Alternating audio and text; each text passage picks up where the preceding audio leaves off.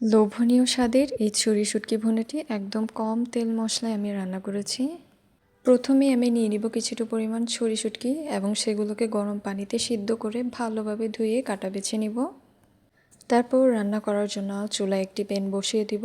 প্যানে দিয়ে দেব একদম সামান্য পরিমাণে তেল। তেলটা প্রায় গরম হয়ে এসেছে। এই মুহূর্তে আমি দিয়ে দিব বেশ কিছুটা পরিমাণে পেঁয়াজ। শুটকিতে আমি পেঁয়াজ একটু বেশিই দিই। তারপর পেঁয়াজটা আমি একটু ভালোভাবে নেড়েচেড়ে তেলের সাথে মিশিয়ে নিব।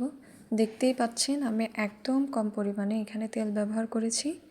পেঁয়াজটা একটু নরম হয়ে আসার জন্য আমি দিয়ে দিব সামান্য পরিমাণে একটু লবণ।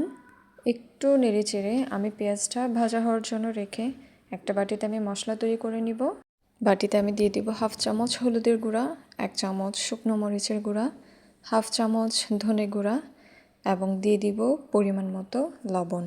সব গুঁড়ো মশলা দেওয়ার পর আমি দিয়ে দিব পরিমাণ মতো পানি, যতটুকু পানি দেওয়া প্রয়োজন। দেওয়ার পর আমি গুঁড়ো মশলাগুলোকে পানির সাথে ভালোভাবে নেড়েচেড়ে মিশিয়ে নিব। এমনভাবে মেশাতে হবে যেন মশলার কোনো বাম্পস না থাকে। এই যে মশলাটা প্রায় মেশানো হয়ে গিয়েছে, এটা আমি রেখে দেব কিছুক্ষণের জন্য। আর এখানে পেঁয়াজগুলো প্রায় ভাজা হয়ে গিয়েছে, আমি একদম লাল লাল করে ভেজে নিয়েছি।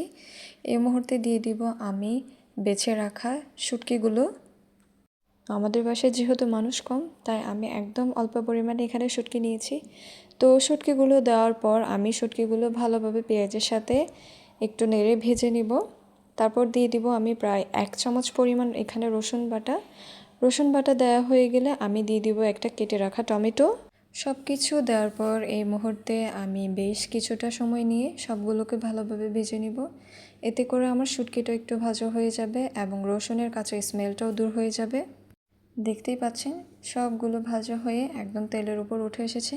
এই মুহূর্তে যে মশলাটা আমি তৈরি করে রেখেছিলাম, একটু নেড়েচেড়ে আমি মশলার মিশ্রণটি দিয়ে দিব শুটকিতে। তারপর দিয়ে দিব পরিমাণ মতো কিছুটা পানি। পানি দেওয়া হয়ে গেলে আমি শুটকিটাকে আর একটু ভালোভাবে নেড়েচেড়ে রেখে দিব ঢাকা দিয়ে, যেন শুটকিটা ভালোভাবে কষানো হয়ে যায়। প্রায় 10 মিনিট পর আমি ঢাকনাটি উঠিয়ে নিব।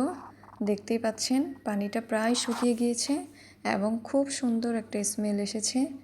অনেকেই আছেন যারা শুটকির স্মেলও নিতে পারেন না, বাট আমার কাছে শুটকি অনেক বেশি ভালো লাগে।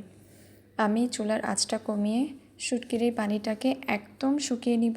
এই তো শুকানোর পর আমার শুটকির রান্নাটা প্রায় একদম মাখো মাখো ভুনা হয়ে এসেছে। এই মুহূর্তে আমি দিয়ে দেব কেটে রাখা প্রায় কয়েকটা কাঁচামরিচ।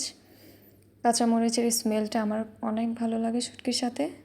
কাঁচামরিচ দেওয়ার পর আমি চুলাটা নিভিয়ে একটু নেড়েচেড়ে শুটকিটা উঠিয়ে নিব। তো দেখতেই পাচ্ছেন লোভনীয় স্বাদের শুটকি ভুনা।